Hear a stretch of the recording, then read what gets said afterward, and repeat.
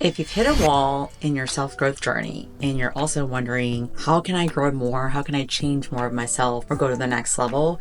I would challenge you to work on radical self-awareness. It's probably the number one thing that's lacking in a lot of people in this world today is self-awareness. And I think a lot of us understand what that means if you're experiencing interaction with someone that's not self-aware. Today, we're going to talk about self-awareness and how to develop it for someone that has no idea what that even means, or maybe even misunderstanding of what self-awareness is. I'm Alicia Soikawa, the Empowered Woman, and I'm here about all things growth and learning how to lead yourself so that you can lead others, if it's your family, if it's a business, and kind of figure out what your next place in life is. And so when you think about the growth mindset, everyone's like, I love to grow. I hear a lot of that, or I want to do things, but they don't want to do the work to get to that level. They want to stay their old version and not elevate to go to the next version. And it's really easy to stay stuck in a habit or a pattern or the way you were and point the finger at everything else around you and blame why your business isn't changing, why your life is not changing, why your relationships aren't changing. But you have to look within yourself. So self-awareness itself is awareness about yourself. It has nothing to do with anybody else around you. It has all to do with yourself, your thoughts, the way you're thinking, the way you're speaking,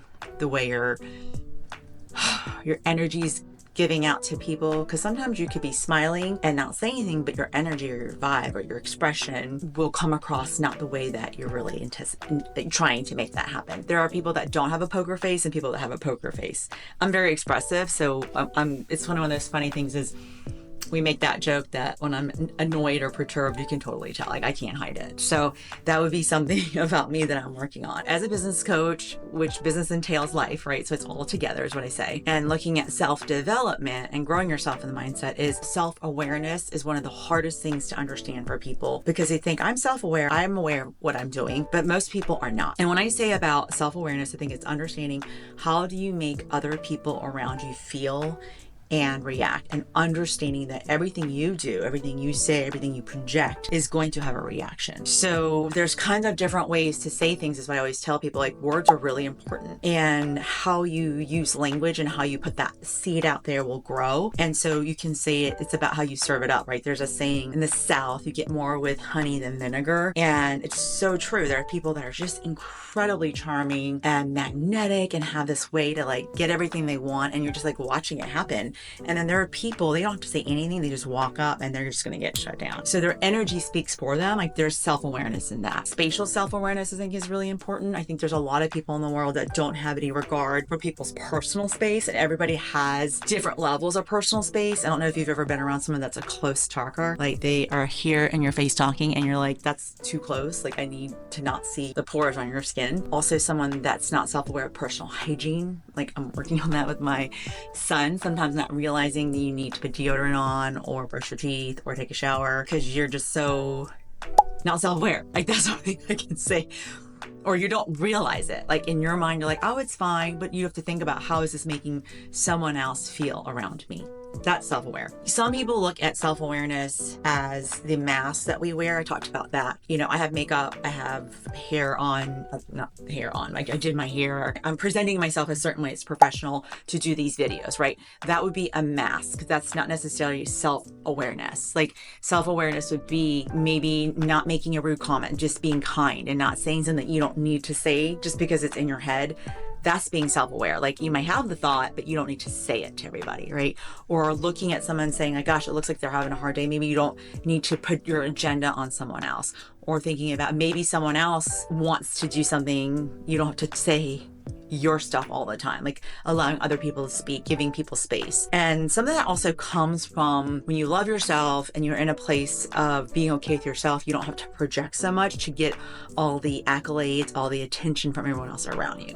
And that's where self-awareness lies. My husband calls them like attention hogs or seekers, where they just always like, look at me, attention. And I know we all know about those people, like they have to be the center of attention all the time. And if they're not, they'll do something or create a drama to be the center of attention because they need to be loved and seen. So it all kind of drives back to self-love. And so when you think about that last video I did about self-love, if you start working on loving yourself, sometimes the self-awareness will start to grow on your own. I'm noticing this with my little girl. She's 7 now. And anytime my husband and I start having a conversation, she interjects and wants to talk. And it's really weird because there's no conversation before I come down, but as soon as I want to have a conversation with my husband, she has all these things she wants to say. And I think it's the thing of like, now she realizes, the attention's not on me, so I need to put myself out there. So that would be an example of lack of self-awareness. And the thing is, though, you have to think about, when you're having self-awareness too, it's about understanding I need to have enough self-awareness to protect myself from myself. I don't know if that makes sense. Because sometimes you'll say yes to things when you're exhausted or you don't want to go, and you'll be resentful, and then you show up not the best version of yourself. Like, that's not good. It's better to say no thank you, or unfortunately I'm not able to attend, go home and get some rest. And when you do show up, you're there 100% because you want to be there. And of course there are things that we do that we have to do that we don't want to do. I live in reality, but I think there's sometimes things that we put ourselves through for the better good. Like, I have to do this. And that's not being really self-aware about understanding the needs that you have. And so one of the things I notice about myself as self-aware is that I notice when I get triggered. I love that word because it's like literally something will happen and it'll stir something, emotions in me. Then I'm like, gosh, that's weird. What's that? Because I've been working on myself. And to noticing yourself, not judging it, not saying it's bad or good, but just noticing like, it's interesting. I wonder why when that happened, I had this response, and what can I learn from it, versus like labeling it as bad or good, or I should have been like this, or beating myself up. So that's kind of a level of understanding who you are and developing more self-awareness as you're going along in the journey. But there's 3 reflection tools I would suggest. And reflection is the perfect word when you're trying to learn self-awareness. And one is to do those self-check-in questions. Like, am I hungry? Is one. Because a lot of times you're grouchy and not being kind to people because you're hungry.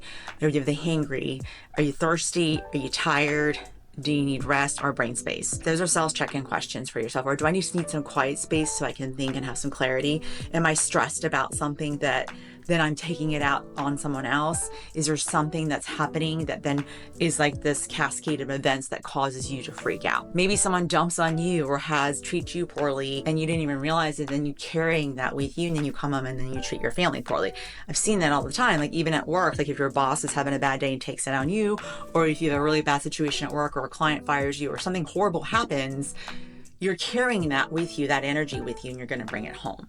And having enough self-awareness to go, I don't want to bring that to my home. I need to get rid of this before I come in. So sometimes we need to practice some energy clearing, like cutting, throwing it in the salt water to disintegrate it, and then walking our home fresh and new. Those are some ideas. Silent observation, like you can ask yourself visible questions, or you can use it for journaling or having a diary. I love talking to ChatGPT voice now and just having conversations, because I'm a spitballer, and meaning I like to talk and hash things out instead of just writing it out. And then you're like, gosh, this is weird. I wonder why I'm doing this. What do you think, ChatGPT?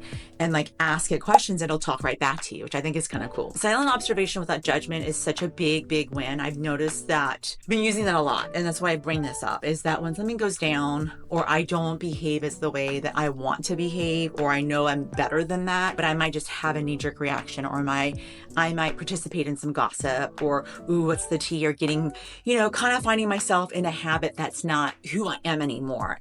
I think that going back and going, wonder why I had that thought, and not judging it, but just like curious, out of curiosity, going, that's weird. I wonder what made that happen, and why am I doing that to myself? And those are kind of things that you can learn and journal and grow from those places, because we're all human beings and we are here to grow and do different things and experience and be exactly where you're supposed to be.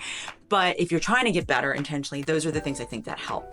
And the last thing I want to talk about is scanning yourself. This is what I'm learning with pranic healing, is that we all have like energy bodies and auras, and understanding like, gosh, it's something like your solar plexus here, front and back, or where the lower emotions stay. And if you can feel like, almost like you have that feeling in your stomach, you can scan and say, gosh, I know my energy's not good. I need to clear it. I need to get outside. I need to exercise. I need to do something to clear my energy. Those are some 3 things you could do to reflect, to kind of think about, how can I get more self-awareness in me? And one of the things I think self-awareness reveals for yourself as you're learning who you are, and as you walk this amazing life of self-realization, is it reveals habits. Like, do you have a habit you didn't realize you had? It just happens.